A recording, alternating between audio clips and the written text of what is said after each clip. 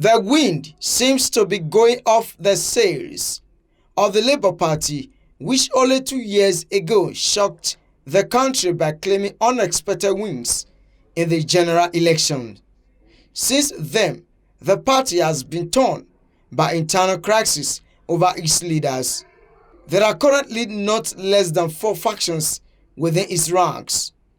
These include the Julius Abure leadership and the Nnamdi Usman camp, where Peter Obi and Governor Alex Otti and their supporters belong.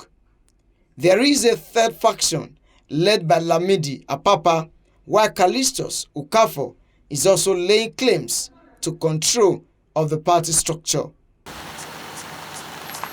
On April 4, 2025, the Supreme Court resolved a stretch of one of the various legal issues involving the party.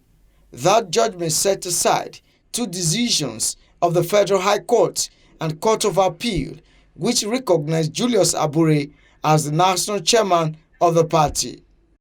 The Supreme Court maintained its previous stance that issues of leadership positions are internal affairs of political parties which courts have no jurisdiction over.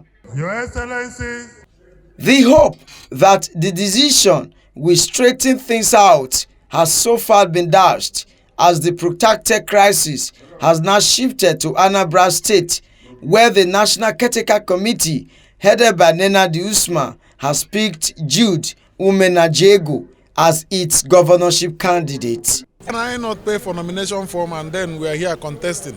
Anybody that is saying that is just doing rumors. And of course, you shouldn't listen to rumor mongers. That's number one. Number two, how can you say that the leader of the caucus of Anambra State House of Assembly, LP members, who has been issuing statements is not known? How can you say that the leader of the Southeast caucus of Labour Party members is not known? Anybody that is telling you that is just, but it, of course I know it's politics, so anybody can say anything. But the Julius-led group, which had earlier conducted its primary, says the caretaker actions are illegal, insisting that Judge Moghalu's name had been submitted to the Independent National Electoral Commission.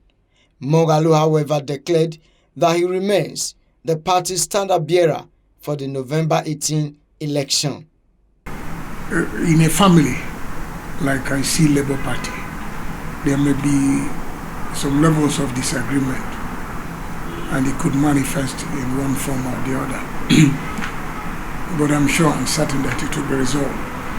But as to party primary, the primary, as approved and recognized by the Independent National Electoral Commission, took place on the 5th of April.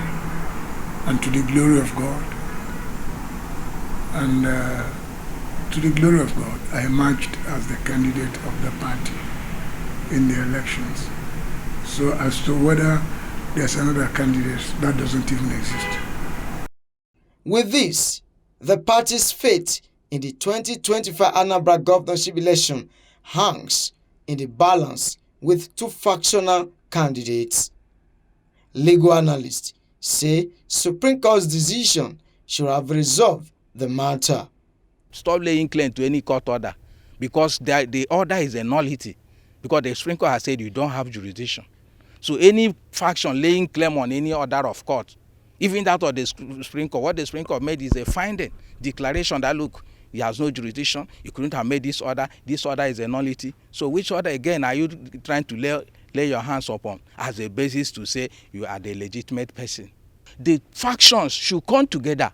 That's the purpose of that decision of the Supreme Court. The electoral body, INEC, is now left with a chance on which of the candidates will be on the party's ticket for the Anambra poll. But it has remained mum with a source telling AIT that the commission is still brainstorming on the matter. Ogie, AIT News, Abuja.